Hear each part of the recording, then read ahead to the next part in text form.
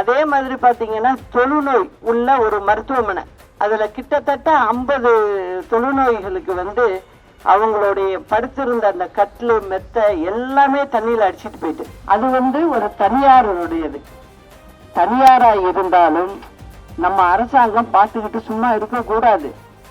அங்கே படுத்திருக்கிறது தமிழ்நாட்டு மக்கள் தானே, அவங்களுக்கு செய்ய வேண்டியது அரசாங்கத்தோட பொறுப்பு இருக்கு இல்லையா? ஆனால் யாருமே வந்து எந்த அதிகாரியும் அங்கே திரும்பி பார்க்கலங்கிற தகவலை எனக்கு சொன்னாங்க. அவங்க கேட்டபடியே ரெக்ஸின் பெட்டு கேட்டாங்க உடனடியாக. ஏன்னா புண்ணோட படுத்திருக்காங்க அவங்கெல்லாம் வேதனையில். உடனடியாக அவங்களுக்கும் வாங்கி கொடுத்துட்டு வர சொன்னேன்.